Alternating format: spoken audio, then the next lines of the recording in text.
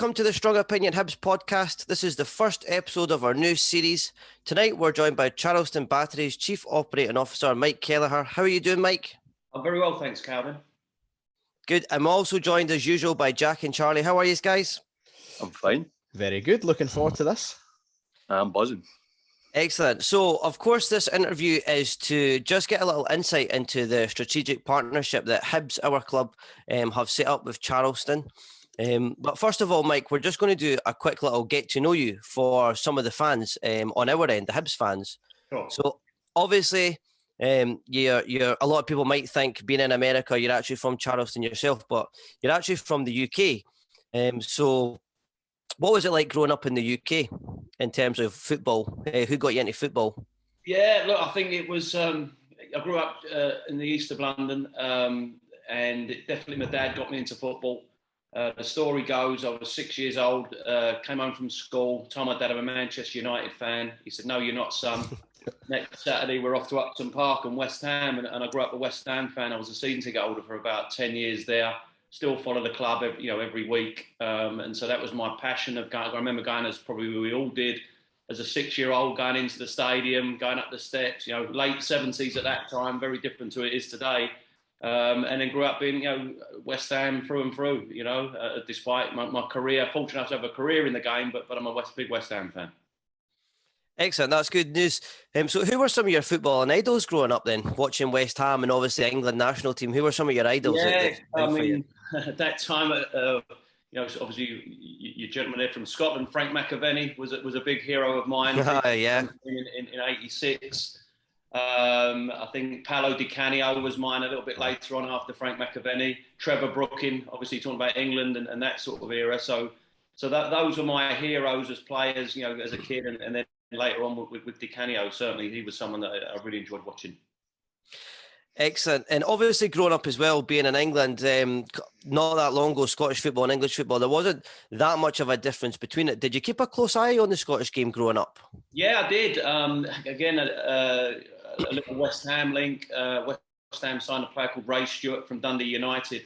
I remember my dad going up on to work up in Dundee for a little bit, and he came back with a signed programme. So Dundee United became my, Scottish team at that time, I suppose in the 80s, and they were very successful, as you're probably all aware at that time as well. So obviously followed the game, and then with the likes of Frank McAvenny coming down, it was there was always one or two Scottish players in most English teams at that time as well. So very much in the rivalry of England-Scotland, at the national team level. I remember going to Wembley Stadium. I think it was the European Championship qualifiers at the two-legged. I think Scotland won. I think Don Hutchison scored was the last time I remember going to that game. But yeah, very much so. It's a good rivalry, and very the strength of the game is above all things amongst the rivalry. Yeah, definitely. I definitely agree with that. So obviously you said you sort of took a liking to Dundee United through some of the links you had at West Ham. Were you aware of Hibs growing up? Obviously, we're a Hibs podcast. We're here to talk about Hibs. What were your sort of thoughts on Hibs growing up? Did you manage to catch any maybe Hibs Dundee United matches or anything like that? I don't remember. I know Neil Orr played for Hibs, didn't he? I think, is that right? Yeah. He was another West Ham player from that team. So obviously Hibernian there. I think West Ham signed him from Morton, and then he went to Hibs after West Ham. You correct me if I'm wrong, but yeah. So I followed Hibernian and. Not followed them, but I was obviously aware of them, being one of the biggest sides in Scotland. So, no, absolutely, yeah. Yeah, of course. So, yeah, a couple other links as well. I think Ricardo Vazte, in more recent terms, I think he was joined up with West Ham as well as Hibs. I think he was a derby scorer as well, wasn't he, guys? He did. He scored in a derby. Yeah. I think we drew or got beat. I don't think we won it, but he scored in a derby. I think it was 2-2. But, yeah, so we're just... moving into the section to talk about the partnership we've got with Charleston Battery. It's a really good partnership from a fan just looking in. It's something I've read up on, obviously, everything the club's put out about it. And I've obviously followed Charleston Battery, their results quite closely now, and follow them on Twitter and always getting stuff in the newsfeed about them. But in terms of the partnership, I'd love to learn a little bit more about it. And I think a lot of Hibs fans as well would as well, because we've had quite a good reaction in terms of people knowing you were coming on the podcast. A lot of people were really interested in asking questions. But we'll just start by asking, could you tell us a little bit about your role at Charleston Battery, Mike? So my job title is the Chief Operating Officer of the Charleston Battery. And Really encompasses a lot of the business side of the football club. Though in the last year and a half, we were bought by a group of owners headed up by Rob Salvatore, and my role changed so much that it became, oversee the football side rather than all the sponsorship, the market, and all that sort of piece. So I, that's kind of my background, if you like. But before coming to America, I worked for the Premier League for 5 years in England with the academy system and what have you. So I'm really involved in the players' contracts. We moved stadiums, so I was involved in the stadium moves. I suppose that's a little bit away, but still linked to the football side. Our training facility, everything and anything to do with us getting to play and that side of things. So really that's my role in the club as is right now. And if we're don't need to go into too much detail right now, but we're a standalone first team. So we don't have an academy, we don't have a reserve team. So looking at those things, what would make the most sense? We don't have a women's team right now. So all those things and weighing up, is this a good thing for us to do? Present it to the ownership and see and make those decisions from there. Yeah, that's interesting as well, because obviously there's a lot of things you could learn from Hibs there, and just in terms of seeing links between the partnerships. Obviously, Hibernian's women team's really successful, and I think that would be a great thing. Like you're saying, being a standalone team, you're also standing in terms of other sports in America, because in the UK, obviously, football is the most popular sport. But in America, soccer, as you call it over there, it's the fourth most popular sport behind American football, but baseball and then basketball. So what's that like in terms of the football culture in Charleston? I see the stadium's around 5,000 fans. Is there a big attendance, or is football growing over there? Look, it's certainly growing. I've been here 20 years and it's almost night, and not just in Charleston, but in America 20 years. And it's almost night and day from when I come over. And you're seeing things like Atlanta United, for example, in Major League Soccer, getting 70,000 people watching them. You're seeing other clubs. We played FC Cincinnati about 3 or 4 years ago when they was in our league, and there were 27,000 people at the game. So it is growing. It's certainly now a young. It used to be, again, when I first came, it was about the participation numbers were high with kids playing and that sort of thing. But now we're seeing spectating numbers are high. I think the Premier League being on NBC, on the major network here, has changed that vision as well. And people, and David Beckham coming not only as a player, but also as an owner now, has raised the profile and shown that it's a serious part of the sporting fabric in this country. Obviously it's not going to replace American football. It's not necessarily going to replace baseball and basketball, but there's room for our sport, no doubt about it. And the World Cup coming in 2026 is going to elevate it even more so again. Exactly. Yeah, I would agree as well. And I think that you see a lot of people over here in Scotland and, in the UK in general, wearing a lot of MLS teams' jerseys. Things that they obviously buy when they're on holidays, collectible. But no, it's definitely growing, and their teams are becoming a lot more popular here as well, especially with Hibs signing Christian Mueller from the Orlando City. And obviously the US national team has quite a lot of success as well. But so we'll just move on again. What is it about Hibs that attracted Charleston as a potential partner? What was it they seen in Hibs and the way that Hibs was run that you thought that would be a good partner to work with?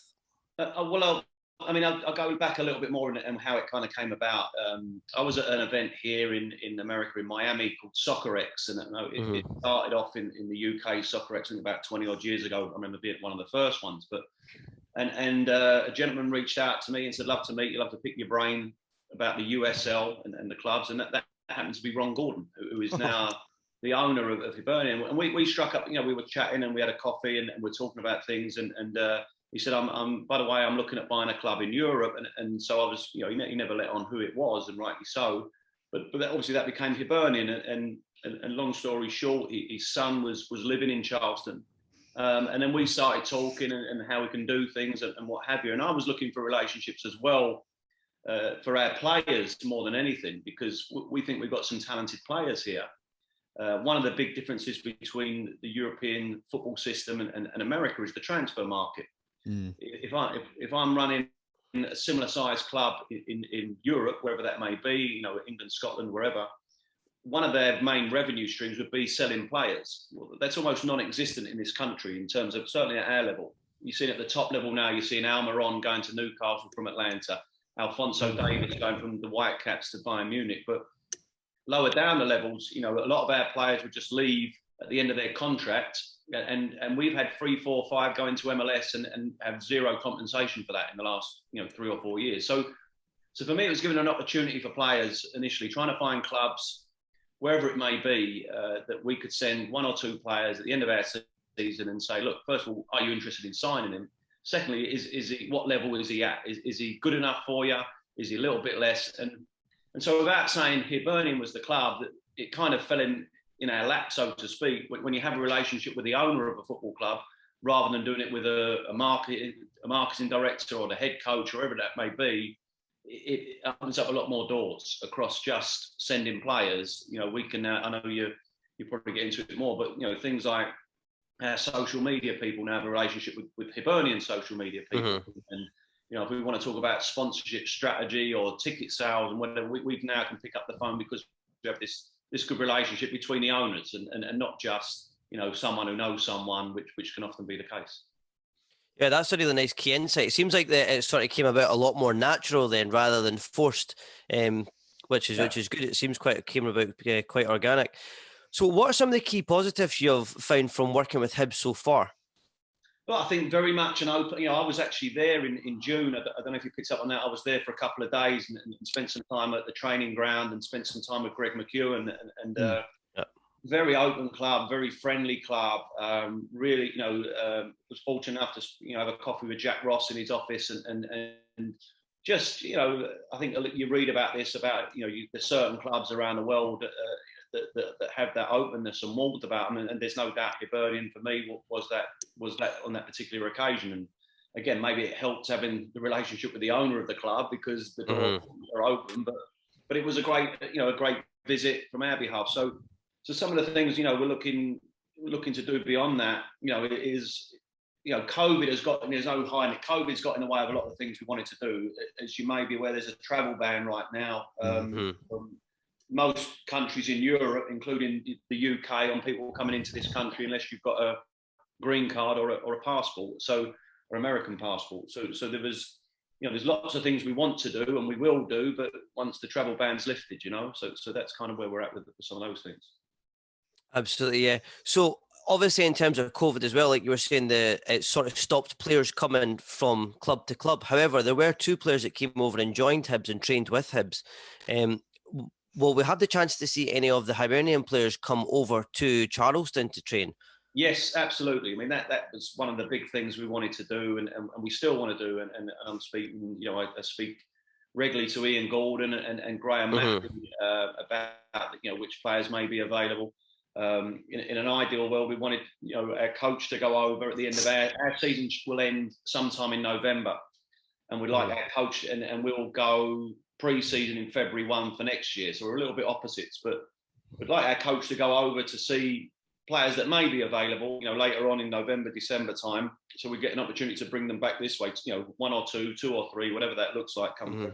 So yes, that's absolutely part of it. And for us, it's to go get a couple of our players back into Hibernian, into Edinburgh, you know, again, November, December time, to see if there's anything that's of interest there.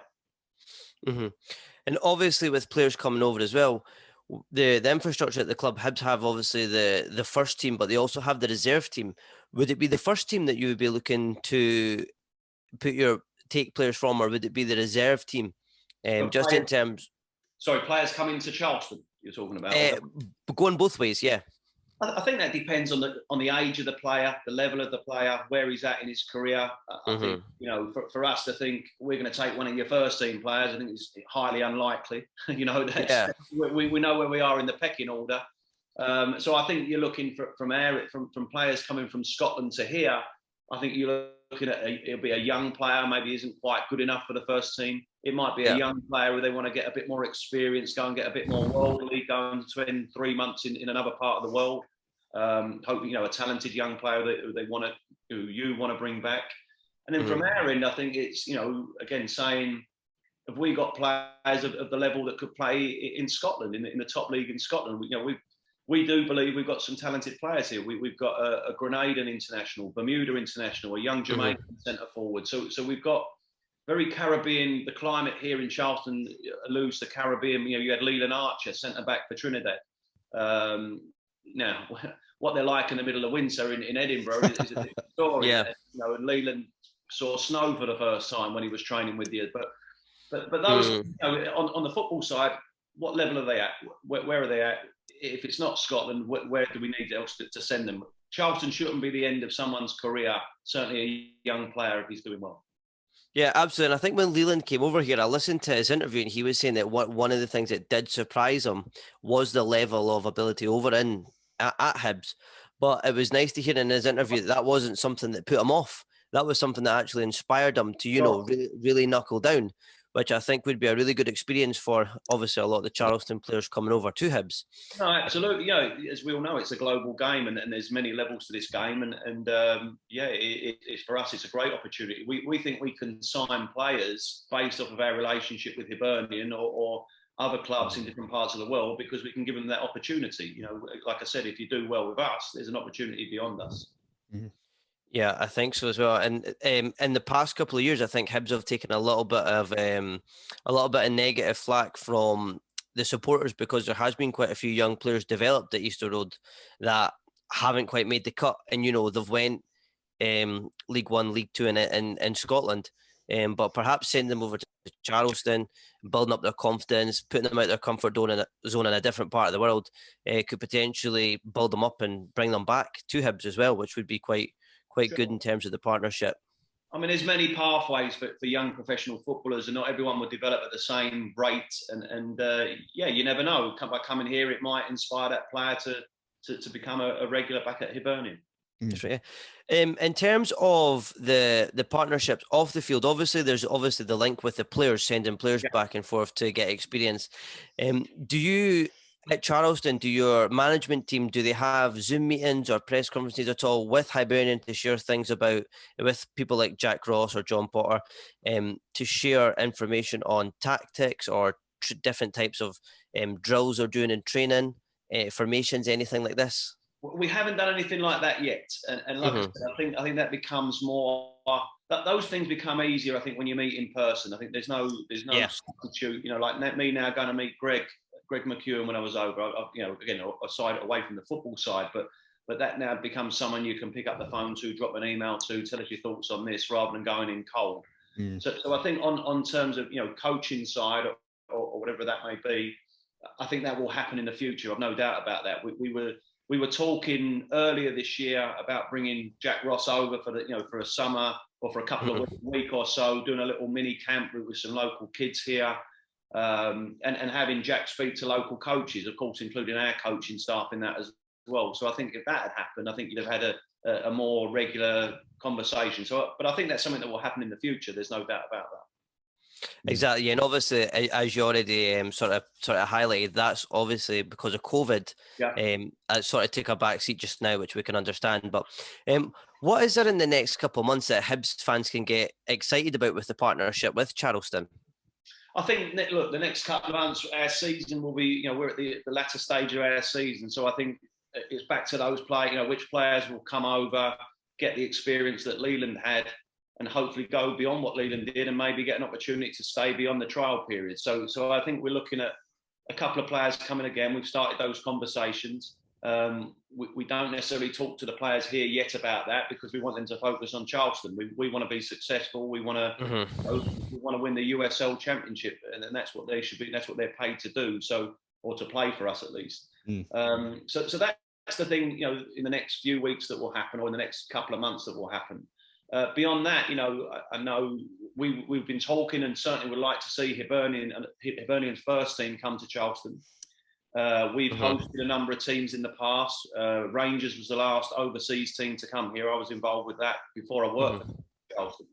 We've had Sunderland, West Brom, Bolton Wanderers, Portsmouth in the years gone by, before my time. So Charleston's a good place, certainly for teams to come.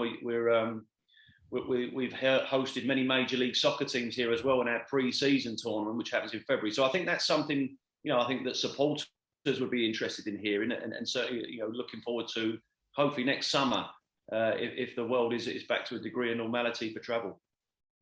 Yeah, that's something that a lot of the fans were writing in about, seeing if there'd be a friendly match taking place between the teams. So we'll get onto that a little bit later. No problem. Yeah. So I just wanted to ask, there'll be a lot of Hibs fans. Obviously, Leland Archer came over to do some training with Hibs in the first team. Who are some of the key players that Hibs fans that listen to the podcast might not know about? Who are some of the players that are doing really well this season for Charleston? So, well, yeah, Leland's had another good season at centre back. We've got Joe Kuzminski, our goalkeeper. He spent, I know you've got an Israeli goalkeeper. He had a little period again just before COVID hit at Maccabi Haifa in Israel. He went there on loan, but I think it was, the COVID situation affected that going any further. So he came back to us. He's had a really good season. We have Zico Lewis, who's the number 10 for Bermuda, very experienced player in centre midfield, attacking player. Or he can play wide either side.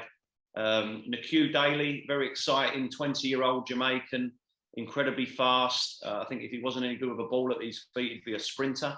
So he puts fear into defences whenever he plays. And we've also got AJ Patterson, who's a left-sided player, plays for Grenada. He's been the captain of Grenada. They were in the Gold Cup, which is our version of the European Championships, CONCACAF version. So Grenada, tiny nation, playing in the Gold Cup. He's had a great experience of that this past summer. So look, I probably missed quite a few players there as well, but they're the ones that spring to mind who are doing well, and there's every chance one or two of them may be over come the end of the season. Okay, is there any Hibs players of the Charleston players have been aware of? Is there any players in the Hibs team that you've maybe watched tape on and tried to learn something from them? I think from the staff point of view, there's one or two players we were looking at the end of your season just gone that we were hopeful of getting over. So we're looking at more rather than the first team or looking to learn from the first team. It's that development squad, those players that we would look at, and it, as the season, the Hibernian season is very much in its infancy. We will start having those conversations in the coming weeks as things start to settle down. Which players do you think we could have a look at? Which players might come over here? So that's what we would do as a staff here. Okay, excellent. I'm just going to pass you over to Charlie, who's going to take you through the next section. Yeah, so a little bit more future hopes and ambitions here. So, Mike, where do you see the partnership continuing to strengthen? Do you think this is a long-term partnership with Hibs, or do you think it's more of a short-term one, or how do you see it going? No, look, I'd like to think it's a long-term partnership. I think that depends. I've been involved in other partnerships with clubs in other different parts of the game, but it's often about individuals. It's often about those key people at the club, and I think Ian Gordon, Graham Matthew, that they've shown a real interest in what we're doing here on the playing side. Again, Greg McEwen was incredibly welcoming when I came over, and I think it should, in my eyes, go from strength to strength. We'd both like a player to come. Both clubs would like a player to go either way, and I think then it builds on it. If we get the first team here next summer, then that goes again. So, and maybe Charleston go to Edinburgh in the not too distant future, which will be good from our point of view. So, yeah, look, I don't see it. I think COVID, as I said, has really affected what we could have done in the last 12 months, but it's not to say we can't do that the next year, 2, 3, 4, 5 years. So I don't see it ending anytime soon. Yeah, and in terms of a bigger picture for Charleston, do you see that what you've learned from working with Hibs could potentially build for a future partnership with other teams in Scotland or Europe or worldwide? I don't think. Yeah, look, I don't think you'd do another partnership in Scotland. I don't think there's any value in that. I think we have to be with Hibernian, and provided we're all happy with it, then that's what we would continue. But certainly other parts of Europe where, again, from a player's point of view, if we're looking to move players, there's only so many countries we can move players in terms of work permits and visas. Yeah. England's not one of them. And so for me, it's identifying those countries and clubs that we can work with there, which I'm in the process of doing. So there may be one or two other clubs that we look to work with, but not necessarily on the level we're working with Hibernian. It's very unique having the owner of the club fully on side. And if you could sum up the partnership so far in one word, how would you describe it? One word. Promising, I guess. Promising. We've got a lot to look forward to. Great. So I'll just pass you over to Jack, who's got the last wee section for us. So I'm in the hot seat now for the listener question. But the first thing I'd want to add in is I've got a question of my own that I forgot to put into the tweet. Is obviously you spoke about women's football there, and obviously the USA is really at the front runner for the women's game internationally, and obviously we've got some American players at Hibs now. We've got Gabby English, a goalkeeper, and Alexa Cole and Tony Malone, who are both forwards. Is there plans for Charleston Battery to begin working with women's football, even if it was working with a college, because I know the college system's really big, women's football over there? Is there any plans for Charleston to start working within the women's game, and will we see any partnership with Hibs women if Charleston start working within the women's game? Yeah, good question. And yes, America has been years ahead for a long time. The college system is probably is the reason because of that in this country. And we have a team in Charleston called the Charleston Fleet, which plays mostly collegiate players in the summer. And we have a great relationship with them. And so we work closely with them. We all share the same stadium, so they'll play their home games. I think they had about 2 or 3 home games this past summer. Again, COVID hit them as well. But our league, the United Soccer League, has just launched the W League, which they'd like us to take part in. We'll work with the Charleston Fleet on that. We don't want to sort of take, steal their thunder, if you like, but certainly we want to feel part of the women's game in Charleston as well, whichever level that may be. So nothing right now to announce, but I think we continue those discussions internally here, but certainly to support that side of the game. That's good. Moving on to the listener questions now. What real tangible benefits are we to expect in the short and medium term? It seems great on paper, but is it workable due to the standard of player? I think that's right. Yes, a partnership that starts off, with ideas on paper is of no value in the long term. So I've just I mentioned a couple of things like the player exchange. I think opportunities for coach education. I think opportunities to when I was again meeting with Greg McEwen, I'd spoken into our office. What do we want to learn more about? It's simple things like how you retain your season ticket holders, how you get your sponsors, and what works in Edinburgh doesn't necessarily work in Charleston, and vice versa. And I think that any time whatever business you're in, and we're in the business. I said about growing up as a fan. I'm fortunate enough to work in this business every day. You learn from other people, and you pick off things that work well. Same as I coach kids. I've coached kids for a living as well, and you learn from other coaches, and you'll pick off things that work well at the academy at West Ham, for example. But you might pick 1 or 2 things off to work with your under 12s in Charleston. So I think learning things that it's the openness of sharing. I think that we can all help each other with, and that's I know there's a couple of ideas some of the guys in the office have presented to Hibernian that they say, we'll do that. I think one myself. I think this was down to me. It may or may not have been, but I went in your club shop. And I'd got the tour of the stadium, which I thought was fantastic. Traditional football stadium, which I miss a lot, living in America, and also now being a West Ham fan, that we don't have a traditional stadium anymore. But I saw it. I think it was down by the dressing rooms, George Best, and I think I'd forgotten he was at Hibernian, and I'm sure it's part of your history. And I said, I forgot he was there. And then I went in the club shop, and there was nothing George Best related. So I dropped Greg a quick line and said, you could sell a retro shirt, Best 7 or 11 or whatever on the back. And I think a few weeks later, I saw it was in there. Now, whether or not it was me, I don't know. So that may be something we get back to. Yeah, you got one. Okay. Brilliant. I managed to buy one, aye. Yeah. So we've got 2 sort of light-hearted ones coming up next. The first one is, have you heard of a deep-fried battered Mars bar? Now, this was before people found out you weren't American, so just get this one out the way. And there's 2 parts. Yes, I have. And I saw it when I was in the hotel. I saw it in the chip. They sell them in chip shops, right? They batter them, and that's right. Yeah. I'd like to ask your listener if he's ever heard of jelly deals from the East End of London. I mean, would we ever consider eating a bowl of jelly deals? I like that. So the next question is, what's your favourite barbecue / smokehouse and or oyster bar in Charleston? Also that famous southern food down there in Charleston. Lots of I don't know. I mean, I'll get lost in all the names of things and everything else, but we have some great food, great restaurants in Charleston. I don't know what, I think a pulled pork sandwich is probably the best barbecue stuff that they do here. We have a partnership with a group called Home Team that cater our home games. If we get to do the game, hopefully at some time in the future, I'd recommend your fans coming here, and the food is fantastic. So, yeah, oysters. I think there's all sorts of different ones you can have, and nothing springs to mind. But you normally get the platter with all different ones. But Home Team barbecue, I would try that one whenever you're in Charleston. It does look good when I've seen it on the Instagram on match days. Yeah. So the next question is, will we ever see Charleston Battery come over for a game? Obviously, you touched on that earlier, but will we see Charleston come over to Easter Road for a wee friendly sometime? Look, I'd like to think so. I think, but it's always the budget, and our budget's far less than yours, and it's certainly hard enough getting a club to come over from Scotland to America. But look, I think nothing's beyond the realms of possibility. I'd like to think maybe we could.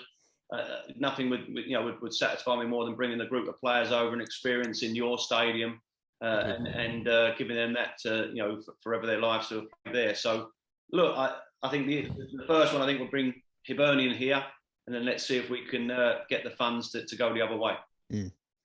Absolutely, that's good. That'd be good to see you come over. And the next question is, will we ever see the Charleston Battery tops on sale in the club store at Easter Road and vice versa? Because I would like to see that. Very smart shirts, and also other clubs that have partnerships have done that. Obviously Rangers did it with the American team they're in partnership with. So is that something that we could potentially see somewhere down the line? I saw that one, and I followed up in the office today, saw where we were at. It's still ongoing, it's still being discussed. It's kind of gone down the pecking order a little bit, but I know there's a couple of designs. I think we're looking at a half and half scarf to go in both shops here and over in Edinburgh. I know that you can get the shirts online. I know there's shipping costs and all that sort of stuff. So, but it's something we're still on it, and it will keep hammering away at us on Twitter and everything else about it, and we'll get it done. Definitely, because I would love to have it. As I said, I really love this. Really, really smart. And then moving on to the last question, can we expect to see any players stateside in the green and white soon? Any players over here? Yeah. And sort of training or anything like that. I know you touched earlier with training as part of Hibs and having maybe like training camps over in the States. I think we will. So we would look. So I think we'll end up having a couple of players go to you end of our season. And like I said, it's start as an experience, see what happens, and nothing would please us more than a player to get an opportunity to stay, to the end of your season, and if not beyond. And the same way, we would start pre-season February 1. I'd like to think there'll be one or two players from Hibernian training with us pre-season, and then it's not my job to tell the coach who to sign. It's up to the player then to impress the coaching staff and say, yeah, we've got to sign this player. So you just provide the opportunity, and that's both ways. That's both ways. So you provide the opportunity for the players, and it's up to them to impress, whether it be in Scotland or in America. Thank you. Yeah, that's right. Just to touch on that one about the opportunity for the Charleston shirt to be sold in the Hibs club store, that's one that when we put out that we were having you on the podcast, that was probably one of the top questions that came in. There's quite a lot of people, quite a lot of shirt collectors wanting to get their hands on a Charleston Battery shirt. So if for people listening and they don't know where they can get it, where can they get a Charleston Battery shirt online? Go to our website, charlestonbattery.com, and there'll be a shop on there where you can, and we do ship worldwide. So you can get it on there. At least I know you can do that if not physically from your store. Perfect. Well, that's everything that we were wanting to catch up with you on, Mike. We appreciate you taking the time to speak to us and give our fans a little bit more of an insight into the partnership that we've got. And thanks again for coming on. And until next, perfect. Thanks very much. Until next time, go on the Hibs.